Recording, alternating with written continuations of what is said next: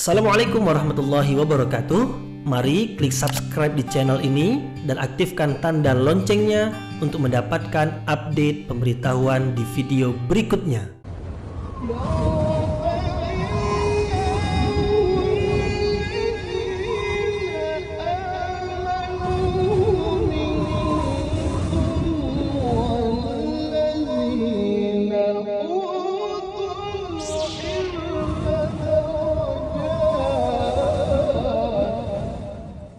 A'udzu billahi minasyaitonir rajim. Bismillahirrahmanirrahim. Assalamualaikum warahmatullahi wabarakatuh.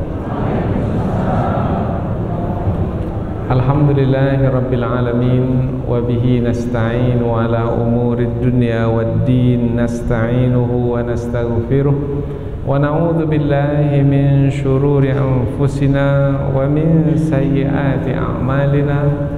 فَمَنْ يَهْدِهِ اللَّهُ فَلَا مُضِلَّ لَهُ وَمَنْ يُضْلِلْ فَلَا هَادِيَ لَهُ أَشْهَدُ أَنْ لَا إِلَهَ إِلَّا اللَّهُ وَحْدَهُ لَا شَرِيكَ لَهُ وَأَشْهَدُ أَنَّ مُحَمَّدًا عَبْدُهُ وَرَسُولُهُ لَا نَبِيَّ بَعْدَهُ أَمَّا بَعْدُ. Kita bersyukur kepada Allah Subhanahu wa taala yang masih melimpahkan rahmat dan nikmat-Nya. Kita bersyukur dengan mengucapkan Alhamdulillahi Rabbil Alamin. Kemudian tidak lupa pula bersalawat kepada Rasulullah dengan mengucapkan Allahumma salli ala Sayyidina Muhammad wa ala ali Sayyidina Muhammad. Dan bersalam kepada Rasulullah dengan mengucapkan Assalamu alayka ya Rasulullah. Alhamdulillah kita dapat kembali meneruskan pengajian tafsir ayat-ayat suci Al-Quran yang insyaAllah kita akan teruskan kepada ayat yang ke-171, 172, 173 dan 174 dari surah Al-A'raf, yaitu yang menerangkan tentang mempersaksikan Allah sebagai Rabb, sebagai Tuhan. Ayat-ayat yang akan kita pelajari ini menerangkan kenyataan bahwasanya setiap manusia sebenarnya dengan fitrah yang ada pada diri mereka itu mempersaksikan Allah sebagai Rabb, sebagai Allah yang menciptakan mereka, sebagai Allah yang mengatur hidup mereka, melindungi mereka, menolong mereka, yang memberikan jaminan rezeki kepada mereka, yang menghidupkan dan mematikan mereka, yang memberikan pasangan hidup kepada mereka, dan seterusnya. Setiap manusia mempersaksikan Allah sebagai Rabb, sebagai Tuhan mereka. Persaksian itu adalah sebagai fakta, sebagai kebenaran yang menjadi alasan bahwasanya apabila nanti manusia melakukan pelanggaran, melakukan kemaksiatan, melakukan kesalahan, berarti bukan manusia itu tidak mengetahui kebenaran, tetapi manusia itu sendiri disebabkan karena mengikuti kehendak hawa nafsu sendiri, maka manusia itu karena ia mengikuti kehendak hawa nafsunya melakukan pelanggaran dan kemaksiatan. Berarti yang salah bukanlah Allah, karena Allah telah memberitahukan kebenaran kepada mereka. Semua mereka mengetahui sampai mereka bersaksi. Jadi yang salah adalah diri mereka sendiri, karena sudah mengetahui kebenaran kemudian tidak mau mengikuti kebenaran.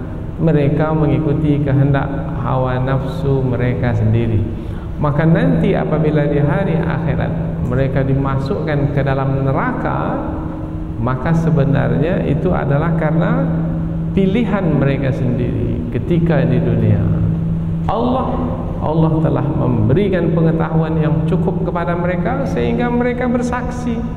Ayat ini nanti menerangkan bahwasanya manusia bersaksi bahwasanya Allah adalah sebagai Tuhan mereka. Tapi Allah Subhanahu wa taala ditinggalkan dalam kehidupan, manusia mengikuti kehendak hawa nafsu sendiri, maka berarti manusia itu sendiri yang menanggung akibat dari pilihan mereka itu.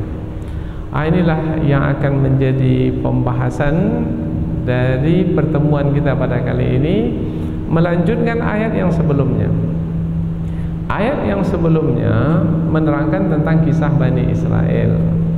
Bani Israel adalah kaum Nabi Musa, karena sebelumnya ini adalah kisah antara kisah Nabi Musa dengan Bani Israel alaihissalam. Bani Israel telah diambil perjanjian oleh Allah dari mereka, tapi mereka tidak mau mengikuti perjanjian tersebut, tidak mau menepati perjanjian tersebut.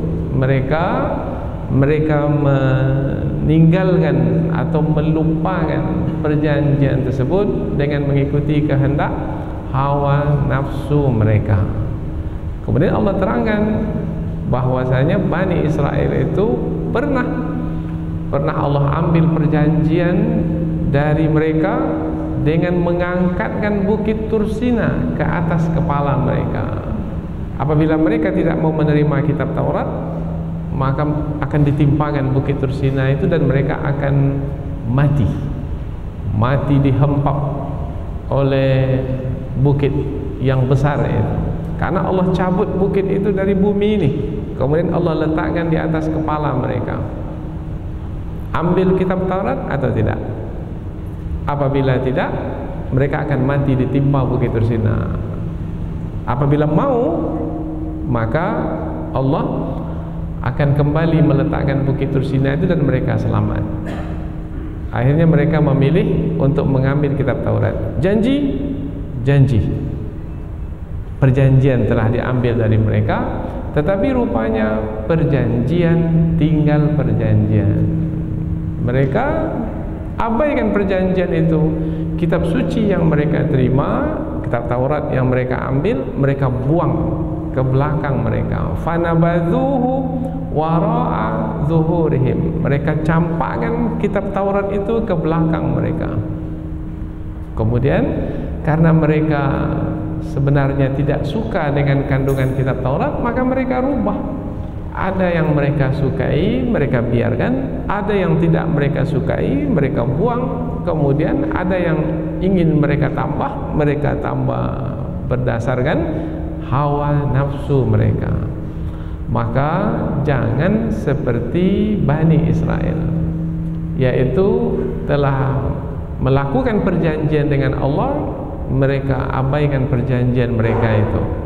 Kita pula, setiap manusia telah melakukan perjanjian juga dengan Allah.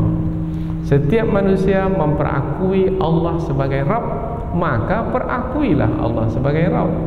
Dengan meninggalkan Allah sebagai Rabb, sebagai Tuhan, maka berarti telah menanggalkan perjanjian. Yang menanggalkan perjanjian itu Bani Israel pada masa dahulu. Jangan seperti Bani Israel. Inilah dia 4 ayat yang akan kita pelajari, yaitu menerangkan tentang kisah Bani Israel yang sebenarnya sudah berlalu, tetapi dibawa kepada perkara yang penting, yaitu Bani Israel dahulu pernah mengadakan perjanjian dengan Allah, tetapi rupanya bukan hanya Bani Israel, semua manusia juga mengadakan perjanjian dengan Allah ketika Allah mengeluarkan mereka dari tulang sulbi bapak mereka. Berarti berhati-hati ketika menjalani hidup di dunia ini, yaitu apabila tidak mengikuti petunjuk Allah sebagai Rabb, sebagai Tuhan, berarti sama dengan tidak menepati perjanjian. Inilah 4 ayat yang akan kita pelajari dalam kesempatan ini. Selanjutnya kita akan pindah ke tafsir ayat. Namun terlebih dahulu kita akan membaca ayat ini. Selanjutnya kita pindah ke tafsir ayat, yaitu dengan melihat kandungan dari ayat-ayat yang akan kita pelajari ini. Namun terlebih dahulu kita akan membacanya, kemudian setelah itu kita akan terjemahkan. Mudah-mudahan kita semakin dekat dengan ayat-ayat yang kita pelajari ini. Allah Subhanahu wa taala berfirman, A'udzubillahi minasyaitonirrajim. Bismillahirrahmanirrahim. Wa idh nataqnal jabala fawqahum ka'annahu dhullatu wa dhannu annahu waqi'um bihim khudhu ma atainakum biquwwatin wadhkuru ma fihi la'allakum tattaqun. Wa idh akhadha rabbuka min bani adama min zuhurihim dhurriyyatahum wa ashhadahum ala anfusihim alastu bi rabbikum qalu bala shahidna an taqulu yawmal qiyamati inna kunna an hadha ghafilin أو تقولوا إنما أشرك آباؤنا من قبل وكنا ذرية من بعدهم أفتهلكنا بما فعل المبطلون وكذلك نفصل الآيات ولعلهم يرجعون. Allah Subhanahu wa taala berfirman, wa idz nataqnal jabala fawqahum, wa idz, dan ingatlah ketika nataqna kami mengangkat, yaitu mencabut, al jabala gunung, ada juga yang menerjemahkan bukit, fawqahum ke atas mereka, ka'annahu dhullah, ka'annahu seakan-akan bukit tersebut, dhullatun naungan di atas kepala mereka, wa dhannu annahu waqi'um bihim, wa dhannu, dan mereka yakin, annahu, bahwasanya bukit tersebut atau gunung itu, waqi'um bihim, akan ditimpakan ke atas mereka. Jadi tercabut gunung itu dari bumi, kemudian dia mengapung di angkasa ini, berada di angkasa, seperti awan di atas kepala mereka. Khudhu ma atainakum biquwwah, khudhu, ambillah, ma, apa-apa yang atainakum, kami telah berikan kepadamu. Apa yang telah diberikan kepada Bani Israel? Karena ayat ini masih lagi menerangkan tentang kisah Bani Israel. Yang diberikan kepada Bani Israel adalah kitab suci Taurat melalui Nabi Musa alaihi salam. Biquwwah, dengan kuat, dengan teguh. Wadhkuru ma fihi, wadhkuru, dan ingatlah, ma, apa-apa yang fihi, berada di dalamnya, la'allakum tattaqun, la'allakum, mudah-mudahan kamu, tattaqun, bertakwa. Kita baca dari pangkal ayat. Dan ingatlah ketika kami mengangkat bukit itu ke atas mereka, seakan-akan bukit itu sebagai naungan, dan mereka yakin bahwasanya bukit itu akan ditimpakan ke atas mereka. Kemudian Allah berfirman, ambillah apa-apa yang telah kami berikan kepadamu dengan teguh, dengan kuat, dan ingatlah apa yang ada di dalamnya. Ingat kandungannya, kemudian fahami, amalkan. Mudah-mudahan kamu bertakwa. Ayat ini masih lagi menerangkan tentang kisah Bani Israel, yaitu tentang perjanjian antara Allah dengan Bani Israel, supaya Bani Israel mengambil kitab suci, dan mereka pun mengambilnya. Tapi buktinya setelah itu mereka mengabaikannya, yaitu dengan membuang kitab suci tersebut. Selanjutnya Allah menerangkan pula tentang perjanjian yang berlaku antara Allah dengan manusia pula. Kalau tadi dengan Bani Israel, sekarang dengan manusia pula. Wa idh akhadha rabbuka min bani adama min zuhurihim dzurriyyatahum. Wa idh, dan ingatlah ketika akhadha, telah mengambil. Siapa yang telah mengambil? Rabbuka, Rabbmu, Tuhanmu. Dan ingatlah ketika Tuhanmu telah mengambil min bani Adam, min dari Bani Adam, anak-anak Adam. Bani Adam keturunan Nabi Adam. Min zuhurihim, min dari zuhurihim, tulang punggung mereka, atau boleh juga tulang sulbi mereka, karena ini kaitannya adalah dengan benih atau bibit yang menjadi keturunan manusia. Dzurriyyatahum, zuriat mereka, keturunan mereka. Ini kata dzurriyyatahum ini dalam terjemahan bisa diangkat ke depan. Dan ingatlah ketika Tuhanmu telah mengambil keturunan anak-anak Adam dari tulang sulbi Nabi Adam alaihi salam. Dan ingatlah ketika Tuhanmu mengambil anak-anak Adam dari tulang sulbi Nabi Adam. Berarti anak Adam itu berupa apa ketika itu? Berupa bibit atau benih, atau kalau bahasa fisikanya yaitu berupa atom-atom kecil yang merupakan keturunan anak Nabi Adam untuk masa yang akan datang sampai hari kiamat. Jadi sampai kepada manusia yang terakhir di akhir zaman. Manusia yang terakhir di akhir zaman, bibitnya itu sudah ada dari tulang sulbi Nabi Adam. Karena semuanya ini adalah berasal dari Nabi Adam alaihi salam. Kalau sekarang ini ada istilah DNA.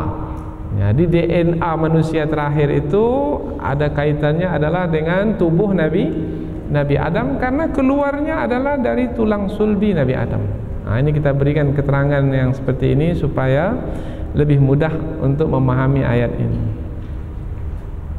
Wa ashhadahum ala anfusihim alastu birabbikum. Wa ashhadahum, dan Allah mengambil kesaksian mereka ala anfusihim, atas diri mereka.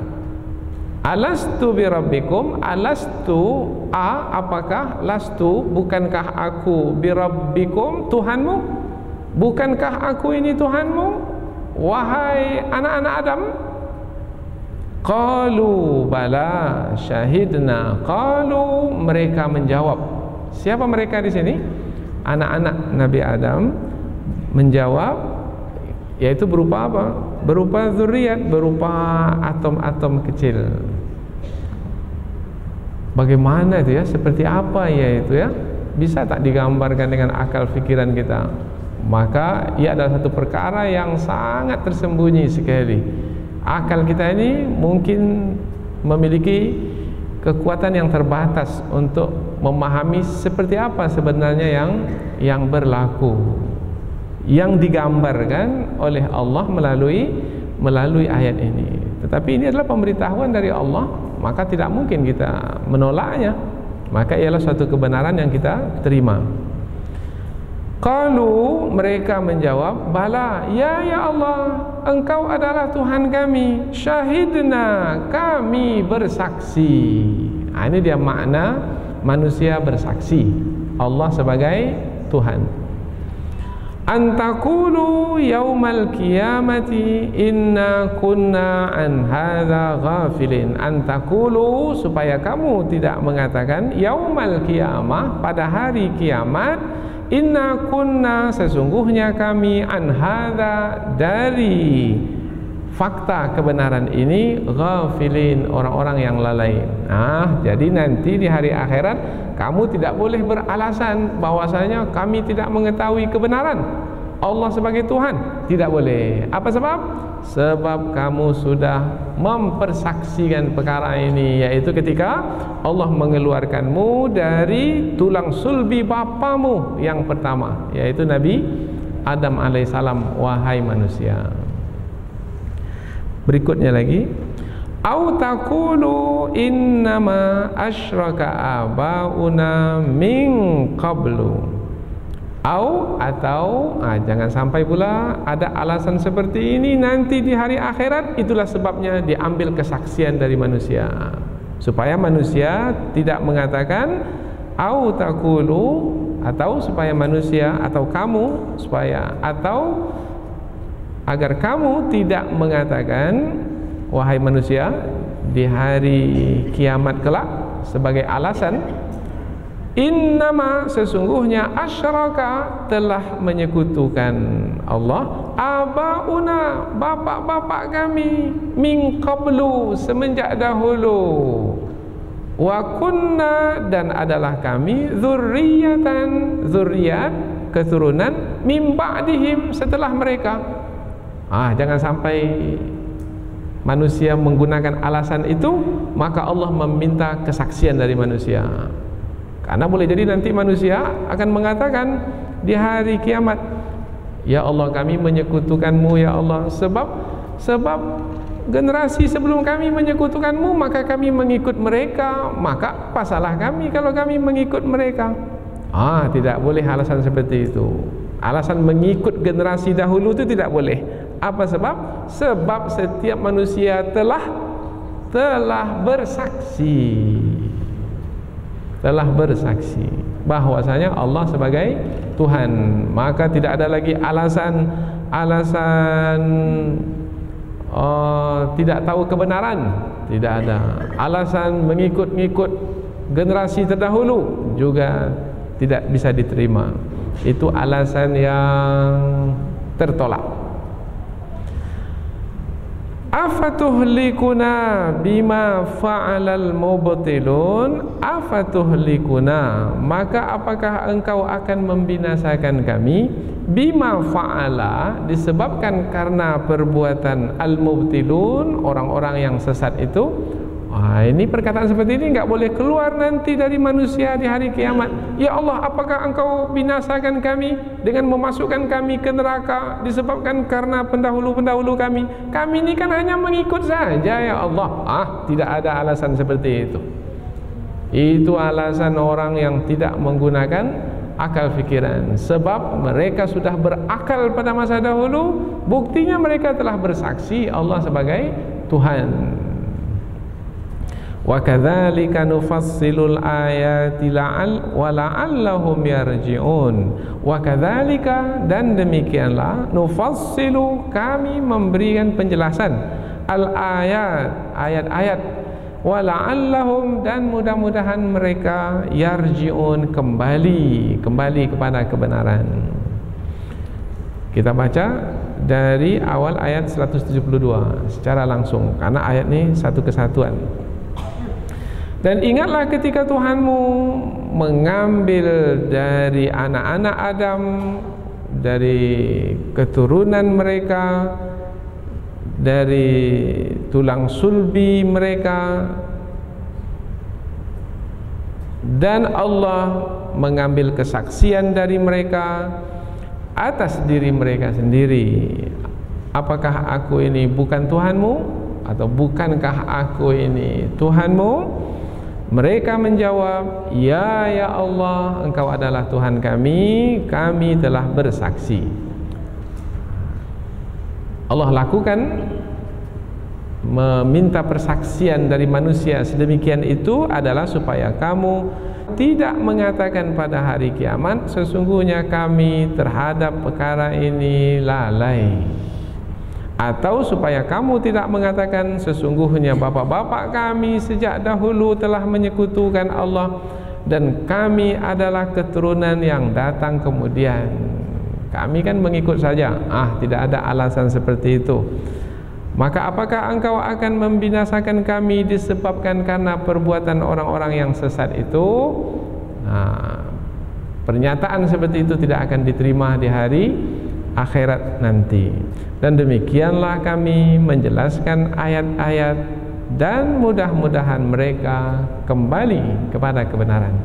Jadi ayat-ayat yang akan kita pelajari ini menerangkan tentang dua perjanjian. Satu perjanjian Bani Israel, ini sebagai melengkapkan kisah yang sebelum ini. Kemudian perjanjian manusia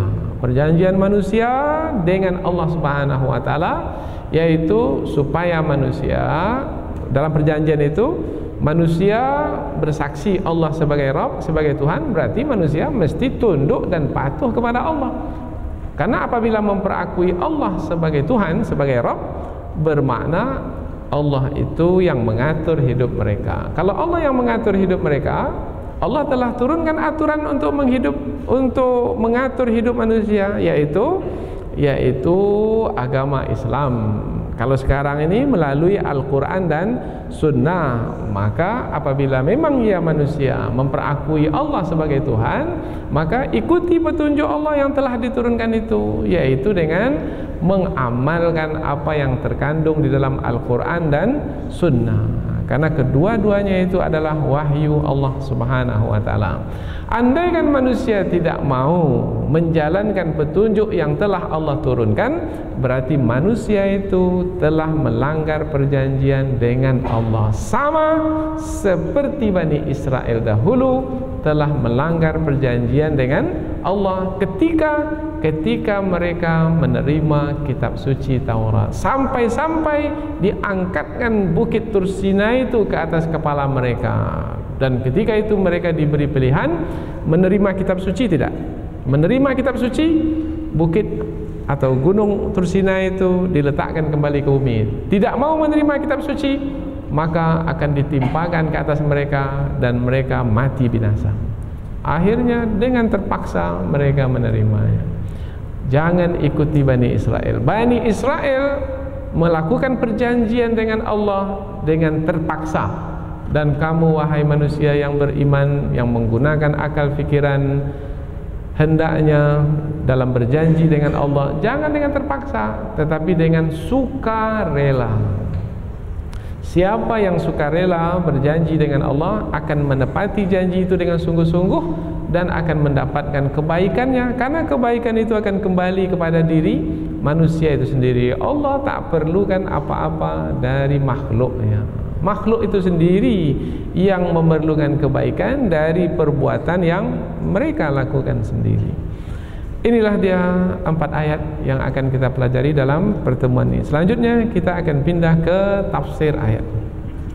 Sebenarnya dari pengantar tadi kita sudah mengetahui ini kandungan ayat. Tinggal lagi sekarang kita mau menikmati kandungan ayat ini, supaya betul-betul apa yang terkandung di dalam ayat ini mudah bagi kita untuk menjadikannya sebagai petunjuk dalam menjalani hidup ini. Kita mulai dari ayat yang ke-171. Ayat ini menerangkan tentang peristiwa yang terjadi pada masa dahulu. Peristiwa itu mesti dijadikan pelajaran, mesti dijadikan peringatan, yaitu peristiwa Allah mengambil perjanjian dari Bani Israel.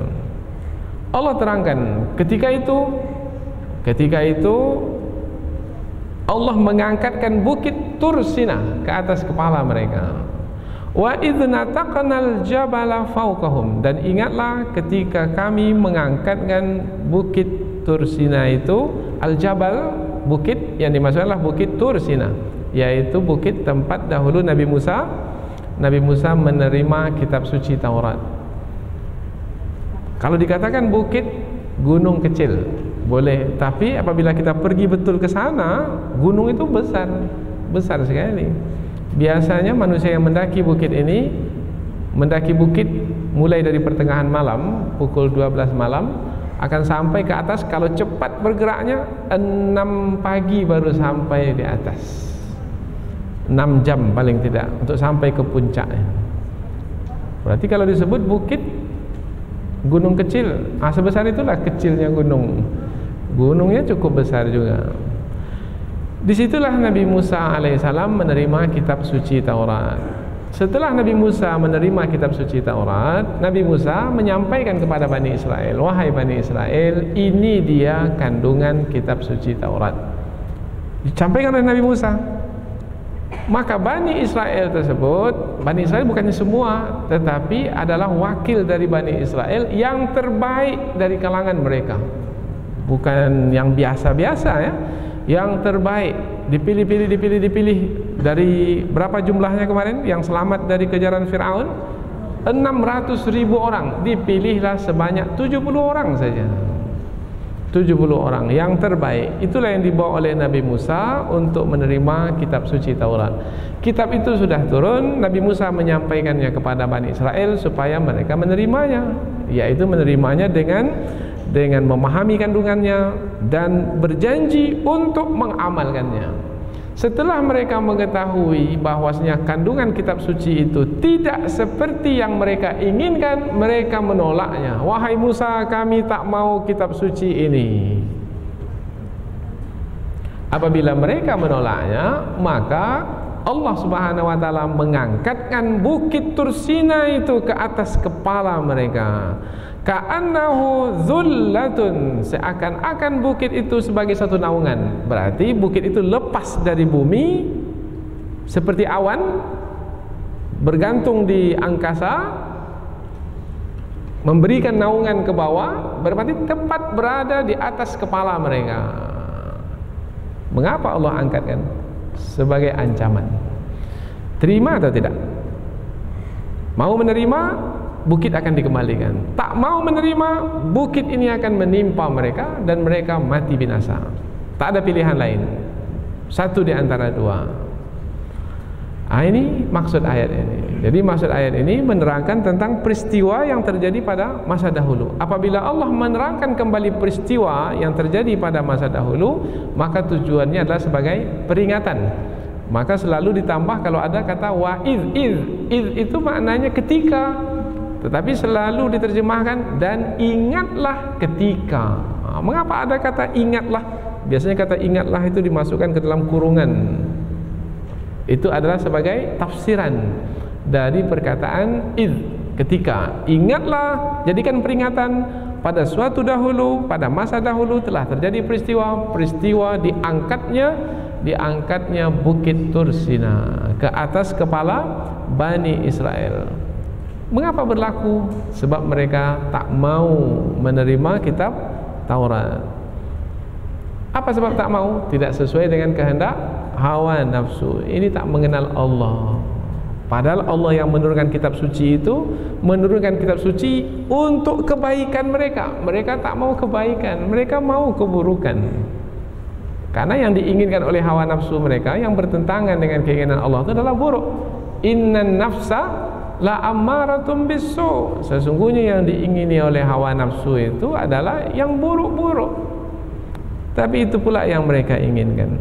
Allah terangkan lagi tentang bukit Tursina yang sudah berada di atas kepala mereka, seakan-akan ia adalah sebagai naungan. Waqi'un wa dhannu annahu waqi'un bihim. Dan mereka yakin, dhannu di sini yakin ya, dan mereka yakin bahwasanya bukit Tursina itu akan ditimpakan ke atas mereka. Mengapa mereka yakin? Sebab ini perbuatan Allah. Apabila Allah melakukan perbuatan yang sedemikian itu bukan untuk bermain-main dengan mereka. Itu adalah betul-betul sungguh-sungguh sebagai ancaman ke atas mereka. Mereka tak mau menerima, mereka mati. Karena sudah berlaku sebelumnya bahwasanya apabila mereka menyembah berhala, maka mereka ditetapkan hukuman bunuh ke atas mereka sebab mereka melanggar, diberi sanksi. Mereka menyembah berhala. Itu bukan main-main, sebab setiap syariat Allah itu adalah dengan kesungguhan. Allah turunkan, Allah jalankan dengan kesungguhan. Khudhu ma atainakum biquwwah. Ambillah apa-apa yang telah kami berikan kepadamu dengan teguh, dengan kuat. Apa yang telah Allah berikan kepada Nabi Musa, kepada Bani Israel? kitab suci Taurat. Ambil kitab suci itu dengan Taurat. Makna ambil di sini ini adalah percayai kitab suci itu sebagai petunjuk dalam hidup, kemudian fahami kandungan maknanya, wadhkuru ma fihi, dan ingatlah apa yang ada dalamnya. Ingat apa yang ada dalamnya berupa petunjuk. Amalkan kandungan kitab suci itu. Ini pelajaran pula bagi kita hari ini. Ingat apa yang ada dalam kitab suci. Apa yang Allah perintahkan dalam kitab suci, amalkan. Apa yang Allah larang dalam kitab suci, tinggalkan. La'allakum tattaqun, mudah-mudahan kamu bertakwa. Kalau Allah menyebut mudah-mudahan, berarti pasti. Kalau kamu mengamalkan kitab suci, kamu pasti bertakwa. Bertakwa maknanya memelihara diri dari murka Allah. Tak akan dapat murka Allah, tak akan dapat siksa Allah, akan selamat dari siksaan Allah di dunia dan siksaan Allah di akhirat. Jadi untuk selamat dari siksa Allah di dunia dan di akhirat, itu disebut dengan bertakwa, yaitu dengan mengamalkan kandungan kitab suci. Ini Allah sampaikan dahulu kepada Bani Israel, itu juga yang Allah sampaikan kepada kita pada hari ini. Jangan sampai meninggalkan kitab suci. Apabila betul-betul memelihara diri, tattaqun, bertakwa. Apabila betul-betul bertakwa, maka amalkan kandungan kitab suci. Takkan mungkin dapat mengamalkan kandungan kitab suci kalau tidak memahami apa yang terkandung dalam kitab suci. Tidak akan dapat memahami apa yang terkandung dalam kitab suci kalau tidak belajar kandungan kitab suci. Bagaimana cara belajar untuk memahami kandungan kitab suci? Kalau hari ini kitab suci berbahasa Arab, sementara kita ini orang-orang yang berbahasa Indonesia, bahasa Melayu. Bagaimana cara memahaminya? Maka belajarlah bahasa Arab. Allah, kami tak bisa belajar bahasa Arab, sudah tua-tua kami ini. Kalau belajar lagi susah, maka bagaimana caranya? Ikutlah pengajian tafsir. Ini tujuannya. Tak juga mau ikut pengajian tafsir, tak akan mungkin faham, tak akan mungkin faham. Kalau tidak faham, tak akan mungkin dapat mengamalkan. Yang tidak mengamalkan telah melanggar perjanjian.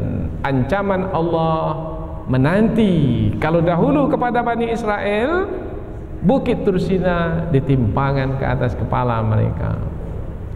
Kalau yang sekarang ini, siksaan Allah akan ditimpakan ke atas mereka. Apa bentuk siksaan Allah? Bermacam-macam. Ada yang gempa bumi lah. Berapa yang mati di Nepal? Ribuan. Hanya beberapa detik saja gempa bumi, ribuan mati. Tidak juga mengambil pelajaran. Sungguh manusia ini betul-betul dalam kelalaian kalau tidak juga mengambil pelajaran. Ini bahasa lembut ya, lembut. Tapi kadang-kadang dengan lembut ini tak faham. Tapi tak perlulah dengan bahasa keras pula. Ayat berikutnya, wa idh akhadha rabbuka min bani adama min zuhurihim dzurriyyatahum. Dan ingatlah ketika Tuhanmu mengambil janji dari keturunan anak-anak Adam, dari Bani Adam, yaitu dari yang mana mereka itu dikeluarkan dari zuhurihim, tulang sulbi mereka. Ini perlu penjelasan. Penjelasannya adalah, pertama, Allah Subhanahu wa taala ingin menerangkan bahwasanya fitrah manusia, setiap manusia tanpa terkecuali, bahwasanya manusia itu mengenali Allah sebagai pencipta mereka, pengatur mereka, Rabb mereka, yang menghidupkan mereka dan mematikan mereka, yang mengatur hidup mereka, yang berkuasa penuh ke atas mereka di dunia ini dan di akhirat nanti. Semua manusia memiliki fitrah ini. Ini yang disebut di dalam hadis Rasulullah, kullu mauludin yuladu alal fitrah. Setiap anak yang dilahirkan dalam keadaan fitrah, mengenal Allah. Tidak ada yang tidak mengenal Allah. Semua mengenal Allah. Kalau nanti dia jadi Yahudi, jadi Nasrani, jadi Majusi, jadi orang-orang yang menyekutukan Allah, maka kedua orang tuanya lah yang melakukannya. Fa abawahu yuhawidanihi au yunassiranihi au yumajjisanihi. Ini hadis Rasulullah. Kedua orang tuanya lah yang meyahudikan, yang menasranikan dan memajusikan. Artinya setiap manusia itu, siapapun manusianya, yang kafir kita lihat sekarang ini, ketika ia lahir ke dunia, dia lahir dalam keadaan mengenal Allah. Tidak ada yang tidak mengenal Allah. Dari mana kita tahu? Ini dari ayat ini. Karena Allah mengeluarkan manusia dari tulang sulbi bapa mereka, kemudian dari tulang sulbi ibu mereka. Apa yang keluar dari tulang sulbi bapak ibu ini? Maka difahamilah, yaitu benih manusia, bibit manusia, berupa nutfah, berupa setetes air. Setetes air bapa, setetes air ibu, kemudian dia berhimpun, bergabung menjadi satu. Itulah dia bibit awal kejadian manusia. Nah, pada masa itu kan di permulaan kejadian manusia, di awal permulaan kejadian manusia, Allah mengambil persaksian dari manusia itu. Bagaimana ya? Seperti apa ya? Bagaimana ya? Seperti apa ya? Itu tak dapat kita memahaminya. Karena itu adalah perkara yang sangat tersembunyi sekali. Tapi yang tersembunyi itu diceritakan oleh Allah. Allah Maha mengetahui yang tersembunyi. Tidak ada yang tidak Allah ketahui. Nah, yang tersembunyi itu diberitahukan kepada kita supaya kita memiliki pengetahuan yang mesti kita miliki. Setiap manusia di awal kejadiannya memahami, mengetahui bahwasanya Allah adalah Tuhannya, Rabbnya. Tidak ada yang tak tahu. Jadi kalau di dunia ini ada yang tak tahu, bagaimana? Itu kesalahan manusia itu sendiri. Mungkin kesalahannya mulai dari ayah bapaknya yang tidak memberitahukan tentang Allah kepadanya. Atau kalau sudah dewasa, manusia itu tidak menggunakan akalnya sehingga dia tidak mengetahui Allah. Padahal kalau manusia menggunakan akal dengan baik, tak akan mungkin tidak mengenal Allah. Dahulu tidak ada menjadi ada, siapa yang mengadakan? Kemudian apabila umpamanya manusia dahulunya lemah, sekarang kuat, siapa yang memberikan kekuatan? Dahulunya manusia tidak mengetahui apa-apa, sekarang berilmu, siapa yang memberikan ilmu? Kemudian setelah berilmu, Allah tarik lagi, ada di antara mereka yang dikembalikan kepada usia yang lemah sehingga hilang ingatan. Siapa yang mencabut ingatan itu? Pasti ada yang menguasai diri manusia itu. Andaikan manusia menggunakan akal fikiran, akan mengenal Allah. Jadi ayat ini menerangkan tentang setiap diri manusia mengenal Allah. Kemudian diterangkanlah, digambarkanlah oleh Allah. Kapan itu?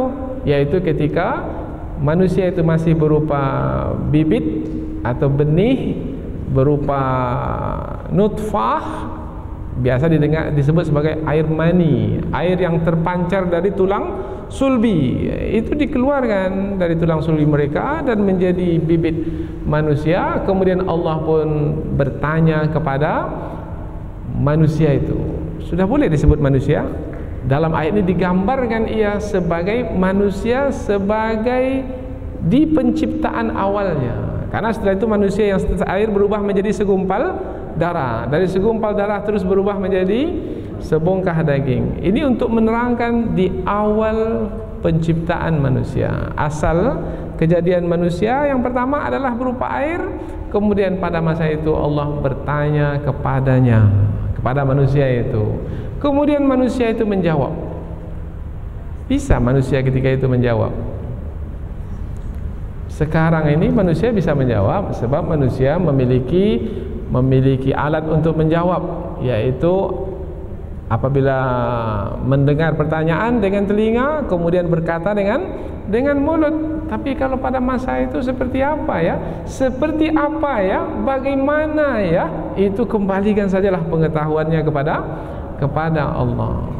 mampu Allah untuk melakukan seperti apa yang diceritakan ini? Mengapa tidak? Innama amruhu idza arada syai'an ay yaqula lahu kun fayakun. Apabila Allah menghendaki sesuatu, Allah cukup mengatakan jadi, jadilah. Allah cukup mengatakan wahai yang masih berupa bibit benih, satu tetes air, berbicara, berbicara. Jadi ada di antara ulama tafsir menyebutkan Allah berkehendak yang setetes air itu yang dikeluarkan dari tulang sulbi itu, yang dari tulang punggung itu, Allah buat yang satu tetes itu mengenal Allah. Allah buat yang satu tetes itu diberi kesadaran, diberi keimanan. Kemudian Allah berkehendak yang setetes itu mampu untuk mendengar apa yang Allah tanya kepada mereka, apa yang Allah minta kepada mereka, dan yang setetes air itu menjawab di hadapan Allah. Inilah yang diceritakan oleh ayat ini. Dan ingatlah ketika Tuhanmu telah mengambil dari anak Adam, dari tulang sulbi mereka, keturunan mereka, wa ashhadahum ala anfusihim, dan Allah mengambil kesaksian dari mereka ke atas diri mereka sendiri. Hai manusia, alastu birabbikum, bukankah aku ini Tuhanmu? Karena Allah telah memberikan pengetahuan. Tadi sudah kita sebutkan, Allah telah berikan pengetahuan kepada manusia yang berupa setetes air itu. Allah letakkan pengetahuan padanya, Allah letakkan kesadaran, Allah letakkan keimanan, Allah letakkan keyakinan. Seperti apa? Itu dalam ilmu Allah. Kemudian Allah pun berbicara, berfirman kepadanya, dan ia pun mengetahui. Kemudian ia pun menjawab, qalu bala. Mereka menjawab, ya Allah, Engkau adalah Tuhan kami. Syahidna, kami telah bersaksi. Jadi semua manusia telah bersaksi Allah sebagai Tuhan? Ya. Kalau sekarang ini di dunia ada manusia yang tidak lagi menunaikan persaksiannya itu. Menunaikan persaksian maknanya lain yang ia persaksikan, lain pula yang ia buat. Kalau memang betul mempersaksikan Allah sebagai Tuhan, ikuti petunjuk-petunjuk Allah itu, diikuti. Itu namanya bersaksi. Ya Allah, asyhadu an la ilaha illallah, aku bersaksi tidak ada ilah, tidak ada yang patut disembah dengan kebenaran, diibadati kecuali Allah. Berarti perintah-perintahmu ya Allah yang hamba ikuti, larangan-laranganmu ya Allah yang hamba jauhi. Selain darimu tidak berhak untuk memerintah dan tidak berhak untuk melarang. Wah, itu persaksian. Tetapi rupanya lain yang dipersaksikan, lain pula yang dibuat. Ada juga perintah selain Allah yang dikerjakan, bahkan perintah musuh yang dilakukan. Wah, itu namanya sudah menyalahi persaksian. Maka ayat ini menjadi penting. Ayat ini menjadi penentu. Ayat ini menjadi pengukur seseorang itu benar atau tidak. Seseorang itu akan selamat atau tidak. Ini dia jadi penentunya. Maka seseorang apabila dia kafir kemudian memeluk Islam, maka untuk ditetapkan ia sebagai seorang muslim, ia mesti mengucapkan persaksian. Dan ada dua persaksian, namanya dua kalimat syahadat. Asyhadu an la ilaha illallah wa asyhadu anna Muhammadar Rasulullah. Berarti apabila manusia itu bersaksi kembali, bermakna ia sama seperti keadaannya seperti yang diterangkan oleh ayat ini, yaitu ketika Allah mengeluarkan manusia itu dari tulang sulbi bapa mereka. Mengapa Allah mengambil kesaksian dari manusia? Ujung ayat menyebutkan, antakulu yaumal qiyamati inna kunna an hadza ghafilin, supaya kamu tidak mengatakan nanti di hari kiamat, di hari akhirat, sesungguhnya kami lalai dari semua ini.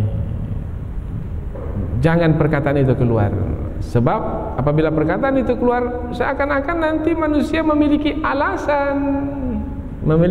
Jangan salahkan kami ya Allah, kami tak tahu. Nah, mengatakan tak tahu itu tak boleh. Apa sebab? Bukankah kesaksian sudah kamu terima dahulu, dan kamu telah bersaksi ke atas dirimu sendiri tentangku sebagai Rabbmu. Terdiamlah manusia ini. Tapi nanti takkan mampu manusia mengatakan itu, sebab sudah dikunci oleh Allah terlebih dahulu semenjak di dunia ini dengan ayat yang kita pelajari. Au taqulu innama asyraka abauna min qabl, supaya kamu tidak mengatakan nanti di hari akhirat telah menyekutukan Allah bapak-bapak kami sejak dahulu, wa kunna dzurriyyatan min ba'dihim, dan kami ini adalah keturunan yang datang kemudian mengikuti mereka. Itu pun juga tidak akan mungkin menjadi alasan bagi manusia, sebab manusia telah bersaksi Allah sebagai Rabb, sebagai Tuhan. Tak ada lagi boleh mengatakan kami ini mengikut-ikut aja ya Allah, karena bapak kami buat seperti itu dahulu, maka kami pun seperti itu pula. Petang magang bapak-bapak kami, petang magang pula kami pada hari ini. Tak jadi. Tepung tawar bapak kami dahulu, tepung tawar pula kami hari ini. Tidak diterima alasan yang seperti itu. Ada di dalam petunjuk Allah atau tidak? Ada, buat. Tidak ada, jangan buat. Kalau dibuat juga, bermakna mengikut bapak-bapak semenjak dahulu. Nanti apabila beralasan kami mengikut bapak-bapak kami, ya Allah, jangan salahkan kami, kan kami mengikut saja. Salah yang kami ikuti, maka salahkan mereka. Yang kami ikuti itu, kami kan di belakang saja mengikuti. Tidak ada alasan yang seperti itu. Ini kita ulang berkali-kali ini supaya lebih faham. Kalau tak faham juga, difahamkan lagi. Kalau difahamkan lagi tak faham juga, difahamkan lagi. Sampai kapan?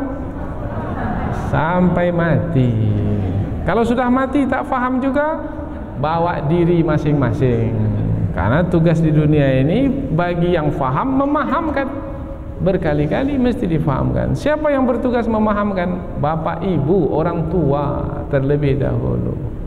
Jadi meskipun anak itu sudah beranak pula, karena sudah bermenantu dan bercucu, kewajiban orang tua tetap memahamkan anak-anak mereka.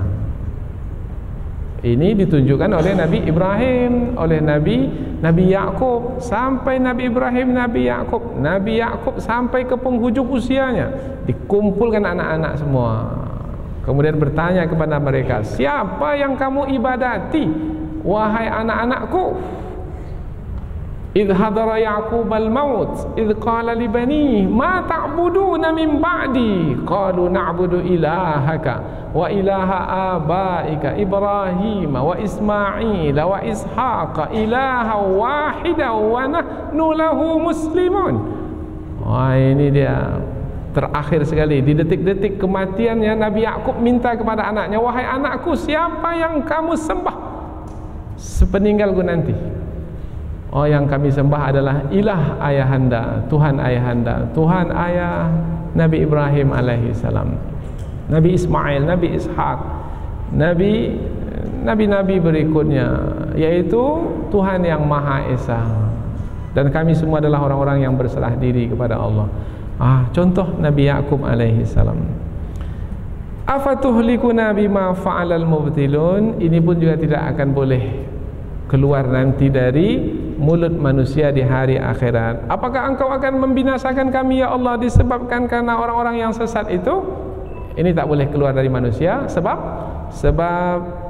manusia mengenali Allah. Kalau manusia sudah mengenali Allah sampai kepada bersaksi tentang Allah sebagai Tuhan, maka tidak boleh lagi menggantungkan keadaan dirinya itu kepada, atau nasib dirinya itu kepada orang lain. Dia sendiri yang tanggung dirinya sendiri.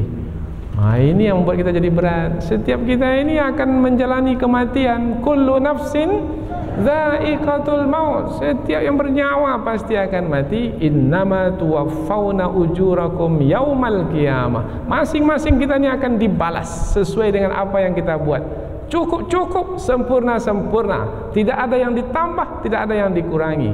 Sebanyak apa dibuat, sebanyak itu diterima. Buat baik, dapat baik. Buat buruk, dapat buruk. Faman zuhziha 'anil nar wa udkhilal jannah faqad faz. Barang siapa yang dijauhkan dari api neraka dan dimasukkan ke dalam surga, maka dialah yang beruntung. Ini dia keberuntungan. Hati-hati dengan dunia. Wa mal hayatud dunya illa mata'ul ghurur. Tidaklah kehidupan dunia melainkan kesenangan yang menipu, dan sudah banyak yang tertipu oleh dunia ini. Wa kadzalika nufassilul ayat, dan demikianlah kami memberikan penjelasan yang terperinci dari ayat-ayat yang telah diturunkan. Wa la'allahum yarji'un, dan mudah-mudahan mereka kembali. Dan mudah-mudahan mereka kembali. Siapa yang dimasukkan dan mereka akan kembali itu? Mereka yang tersesat, supaya kembali ke jalan yang benar sebelum terlambat. Kapan disebut terlambat? Kalau nyawa sudah di kerongkongan. Ketika nyawa itu akan ditarik, sudah sampai kerongkongan, maka kalau ketika itu baru beriman, imannya sia-sia. Ketika itu baru mau mengikuti petunjuk, mau beramal saleh, ketika itu sia-sia. Siapa contohnya yang beriman ketika nyawanya sampai ke kerongkongan? Fir'aun. Amantu billadzi amanat bihi bani Israel. Aku beriman, tidak ada Tuhan kecuali Tuhan yang disembah, yang dipercaya oleh Bani Israel. Maka dikatakan kepadanya, Al-an, baru sekarang kamu beriman? Oh, terlambat. Innama tuqbalu taubatul abdi malam yughargir. Taubat seorang hamba itu baru diterima apabila nyawa itu belum sampai ke kerongkongan. Kalau sudah sampai, taubat tidak akan diterima lagi. Yughargir, sebelum mengeluarkan kata ghar. Ketika nyawa akan keluar, maka ketika itu suara akan terdengar ghar dari orang yang sedang sakratul maut itu. Kalau sudah sampai ke tahap seperti itu, baru beriman sia-sia. Dan hidup ini bukan untuk dunia ini, dan hidup ini untuk setelah kematian nanti. Kematian itu hanya memindahkan antara kehidupan dunia dengan kehidupan yang abadi. Kehidupan dunia ini sementara, dan kehidupan setelah akhirat itu adalah kehidupan yang panjang, yang tidak ada penghujungnya. Maka wahai manusia, apabila dahulu telah bersaksi Allah sebagai Rabb, maka teruslah bersaksi, jangan seperti Bani Israel. Mudah-mudahan apa yang kita pelajari ini ada manfaatnya insyaallah. Subhanakallahumma wa bihamdika asyhadu an la ilaha illa anta wa astaghfiruka wa atubu ilaik. Assalamualaikum warahmatullahi wabarakatuh.